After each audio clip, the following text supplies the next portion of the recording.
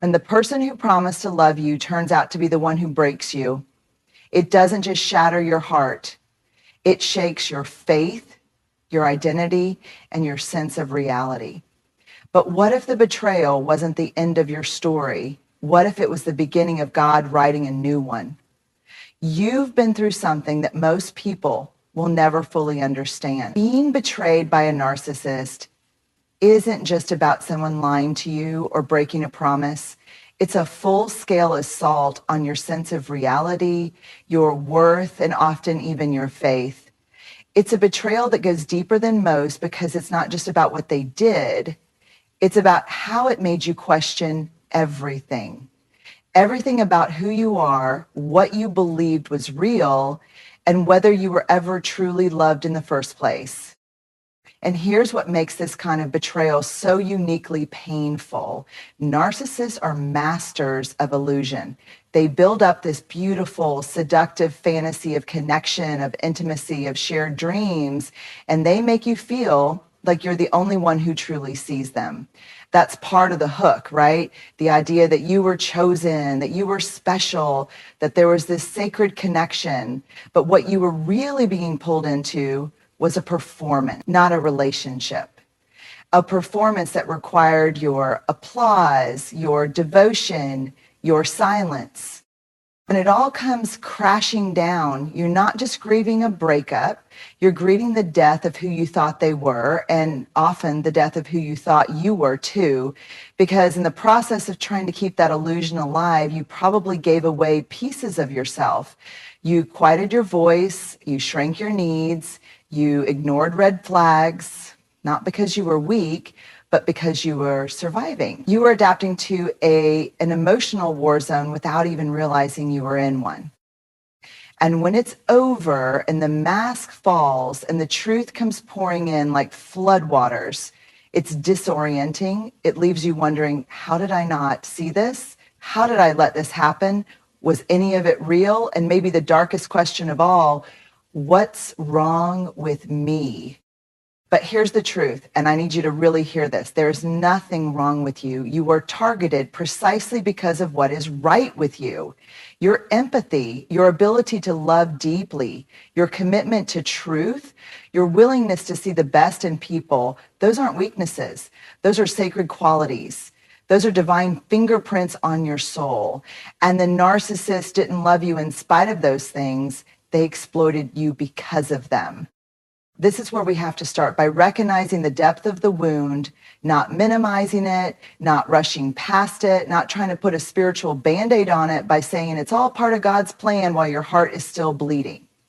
Because God isn't afraid of your pain. He's not asking you to skip the grieving process and jump straight to forgiveness or purpose. He's sitting with you in the ashes. And he's saying, I see you. I know what they did, and it was not okay.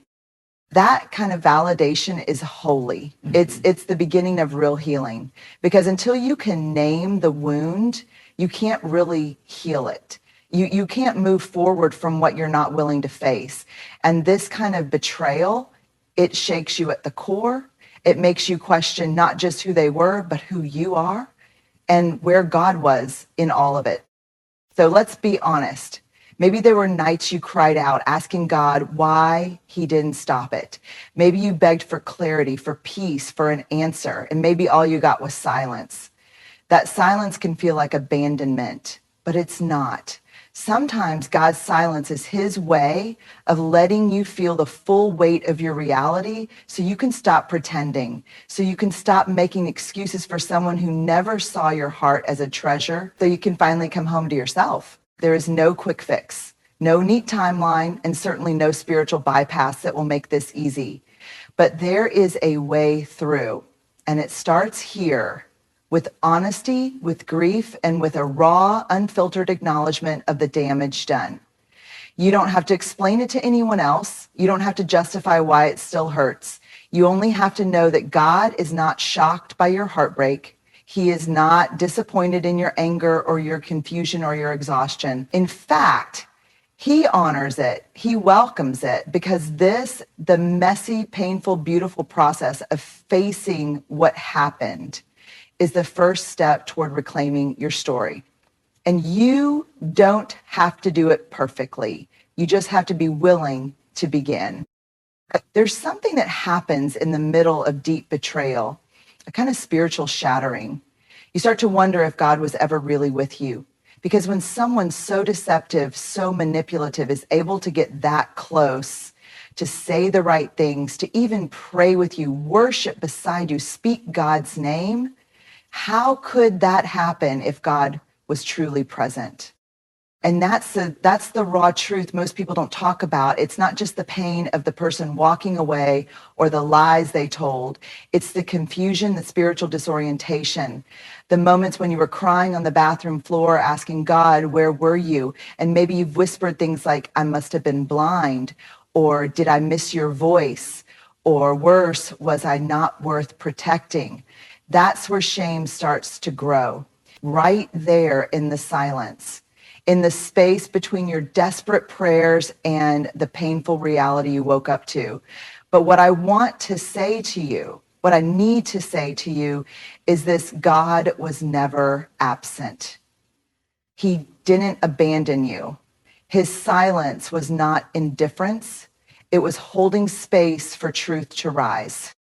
Sometimes the deepest form of God's presence isn't a booming voice or a miracle rescue. It's his stillness. And that stillness isn't void. It's full of compassion, full of understanding, full of waiting for you to see not what you missed, but what you knew deep down. Because if you're honest with yourself, there were moments when your body tensed, when your gut tightened, when something didn't sit right, but you stayed. Not because you were naive, but because you were loyal, because you believed in redemption, because you hoped they'd change. That's what good people do. But here's the twist that no one prepares you for. Sometimes hope becomes a thing that keeps you in bondage. Sometimes your faith in someone becomes a form of denial, a survival strategy. You're not crazy for doing that. You were trying to make something work that was built on sand, and your heart wasn't wrong for wanting love. It was wrong of them to exploit it. God knows that.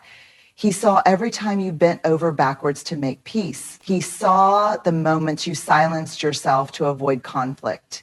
He saw the prayers you prayed in secret, asking him to help them see, to change, to love you the way they promised. And he didn't ignore those prayers. He carried them, he collected every single one, but he also knew something you didn't know yet. Their betrayal was going to lead to your becoming. See, we think God's job is to rescue us from every fire, but more often than not, he walks with us through the fire. He doesn't just airlift us out of the pain.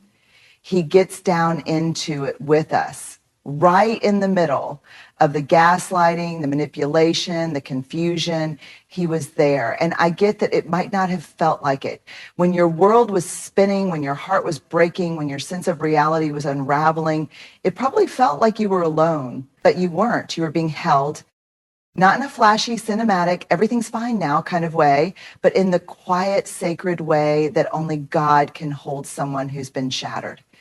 He didn't stop the betrayal because he was doing something deeper than just protecting you from pain. He was protecting you from a life of distortion, from a future built on lies. He was giving you truth, and truth is brutal, but it's holy, it's freeing. And when it comes, when the mask finally slips, when the pieces of the puzzle fall into place, there's this wave of pain, yes, but also clarity. That clarity didn't come from nowhere. It came from within.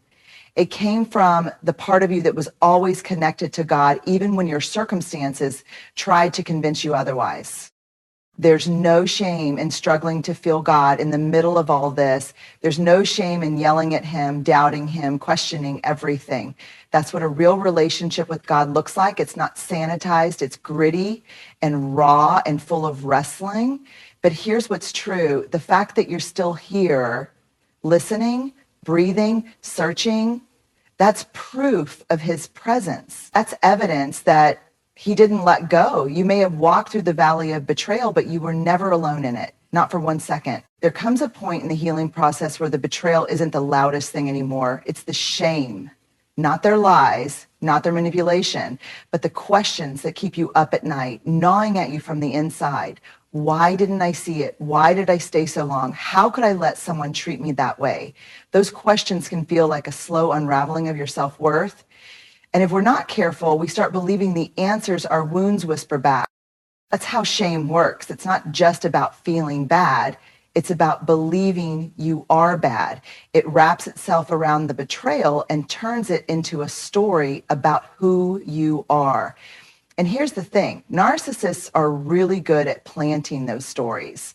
They don't just mistreat you, they rewire how you see yourself. They chip away at your voice, your instincts, your confidence until you're so full of self-doubt, you start policing your own emotion. You start apologizing for things that aren't yours to carry.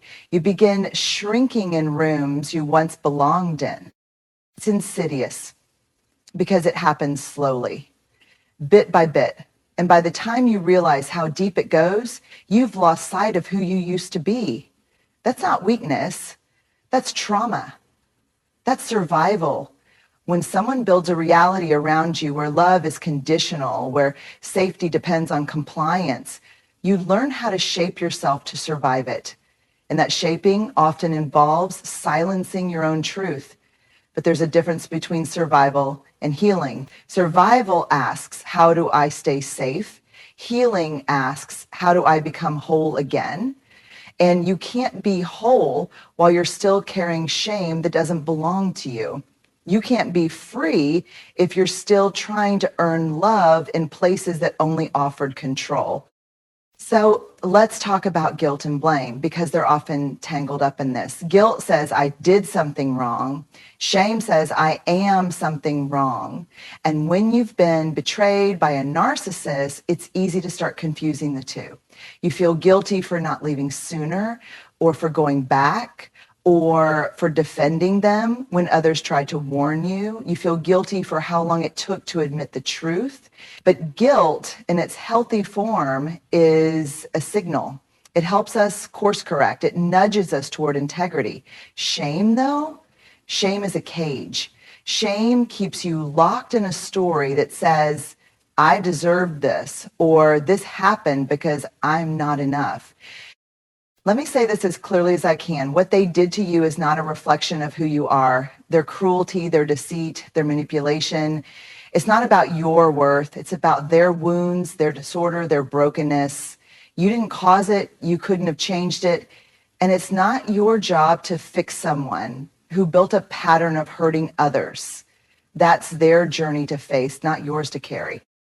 But sometimes, even when you know all that logically, it still doesn't land in your body.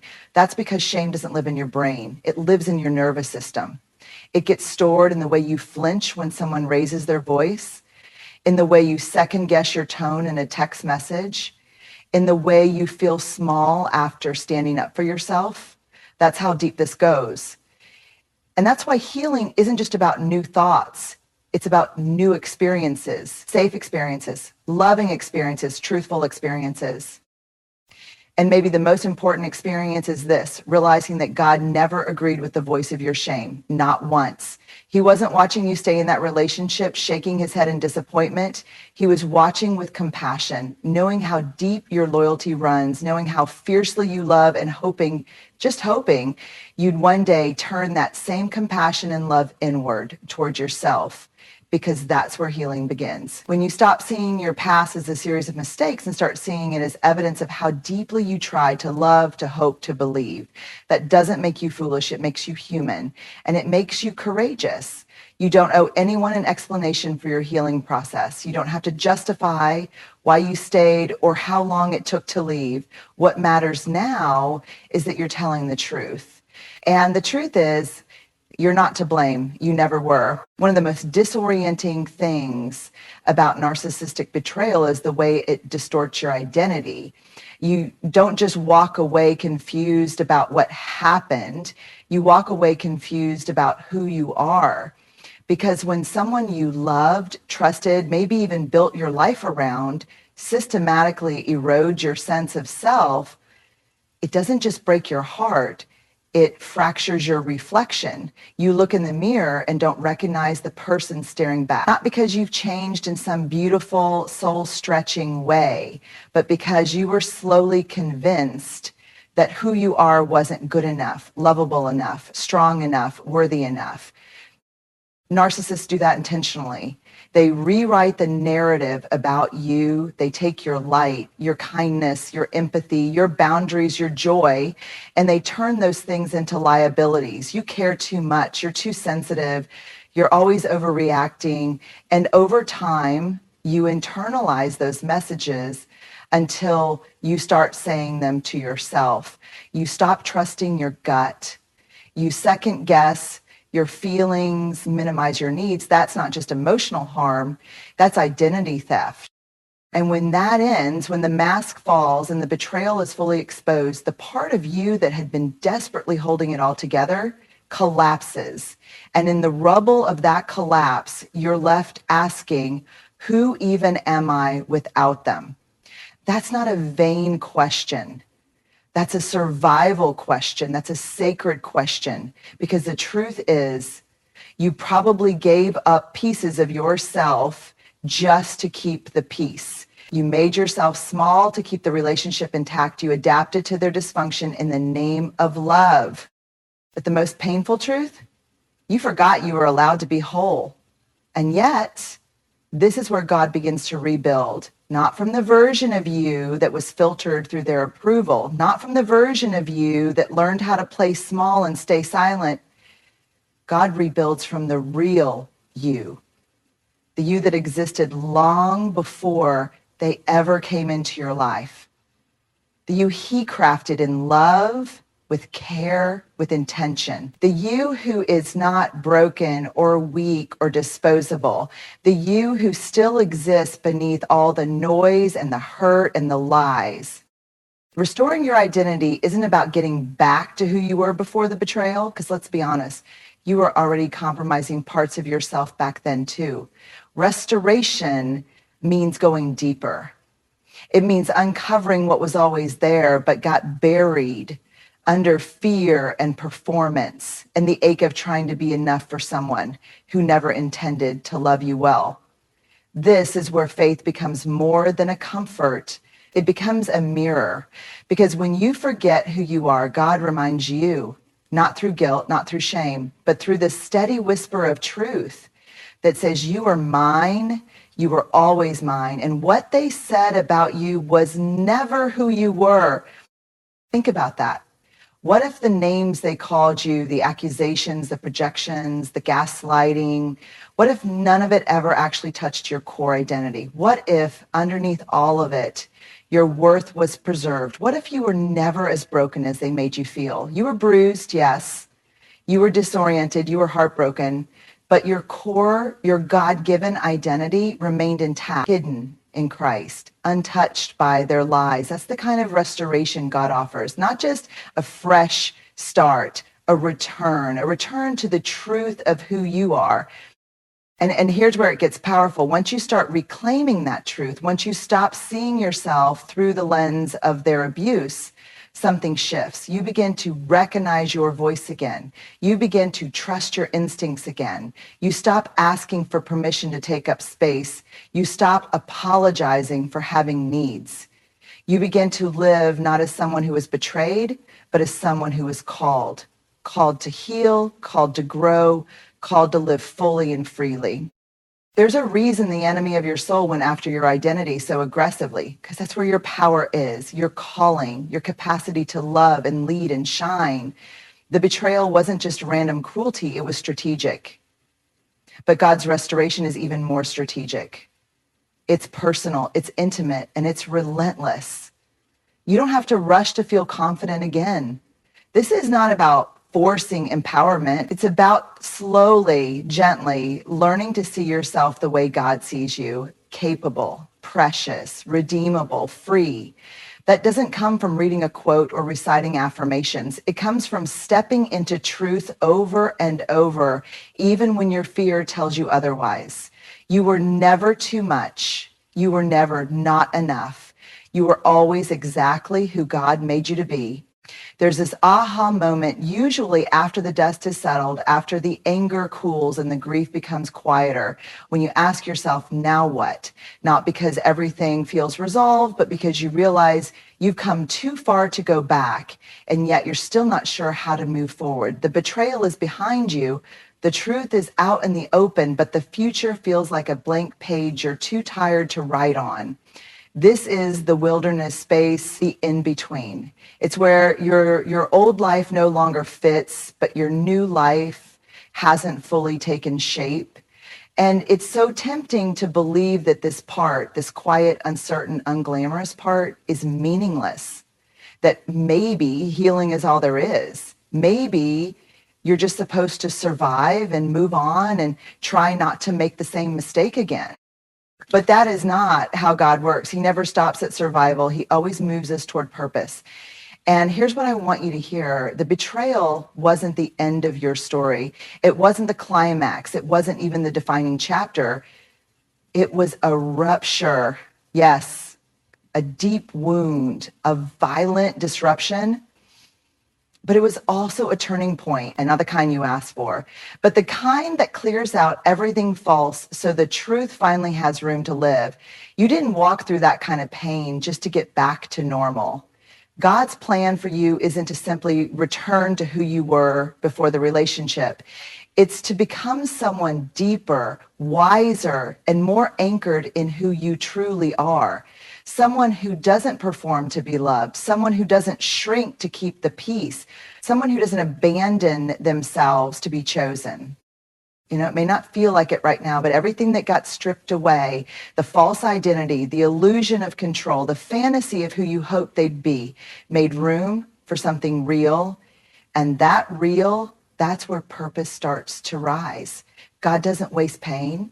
He repurposes it. We see it all throughout Scripture over and over. The most powerful callings rise from the most painful places.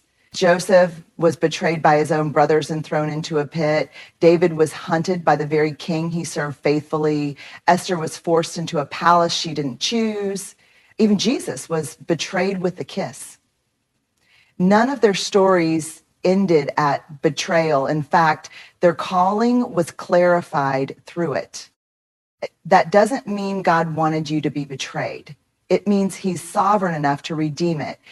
What does that redemption look like? It starts small. Sometimes it looks like setting a boundary you never had the courage to set before. Sometimes it looks like sharing your story and watching someone else feel less alone. Sometimes it's realizing you no longer tolerate what you used to justify. Those small things, that's transformation. That's purpose taking root.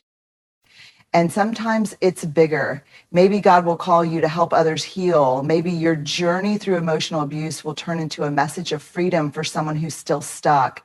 Maybe you'll write, speak, mentor, lead, not because you're perfect or fully healed, but because you've been there, and that makes you trustworthy. That makes you powerful in a way that doesn't come from credentials or status.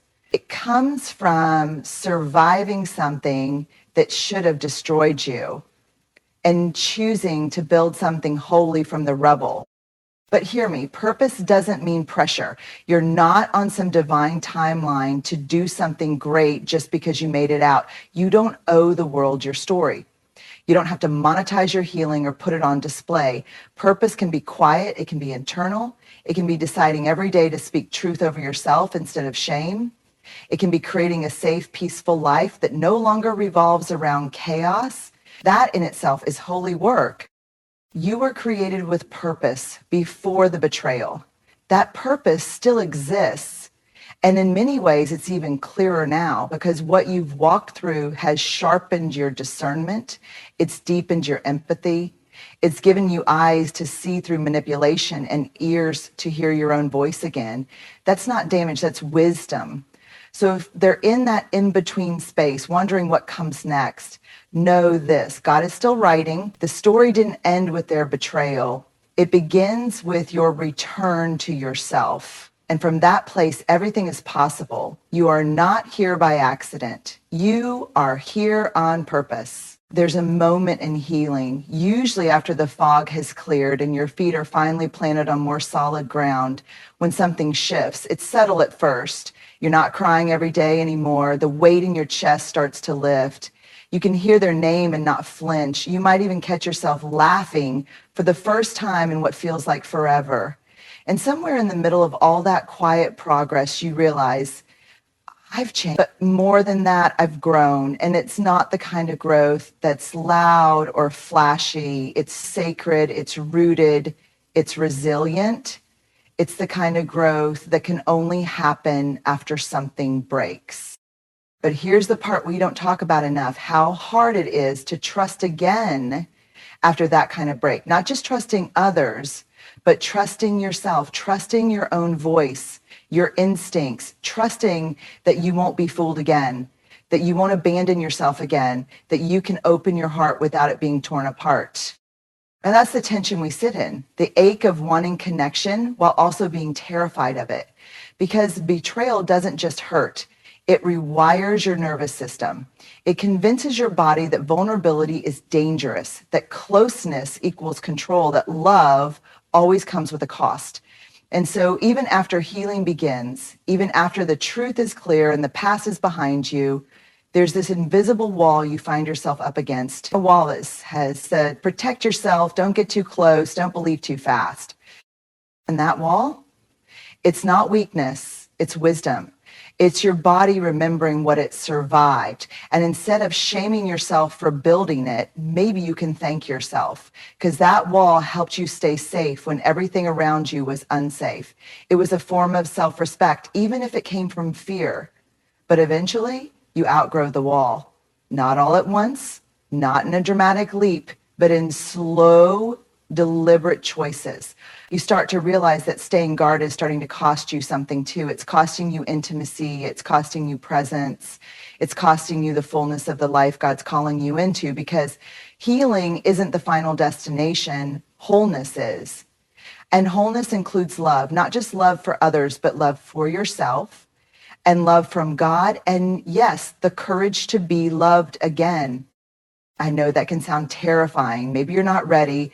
That's okay. This isn't about rushing. It's about rebuilding. And rebuilding trust is a slow process, not a dramatic declaration. It's not, I trust again all at once. It's, I trust myself today to speak up. I trust myself to walk away if something feels off. I trust myself to listen to the still, small voice inside me that never stops speaking, even when I ignored it. That's where real safety comes from, not from finding someone perfect or creating foolproof boundaries, but from knowing that you will no longer abandon yourself. You will no longer gaslight yourself. You will no longer hand over your discernment in exchange for approval. That kind of inner trust, that's your anchor. That's your compass. That's what gives you the courage to take risks again. Not because there are no more threats out there, but because you now know how to protect your peace. And as trust in yourself begins to deepen, something beautiful happens. You become capable of deeper connection, not because you're naive again, but because you're whole. And whole people love differently. Whole people don't chase, they don't perform, they don't try to earn what should be freely given. Whole people love from overflow, not from emptiness. God's plan for you after the narcissist betrayal was never just survival. It was restoration. It was reconnection. It was teaching you how to love again, not in spite of your scars, but because of them. Because your scars remind you what to look for now. They remind you of the red flags you won't ignore, the boundaries you'll honor, the voice inside you that you'll follow.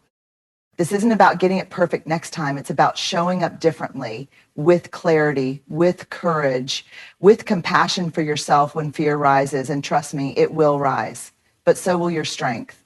You are not the same person who was betrayed. You are wiser now, softer in the right places, stronger in the right places.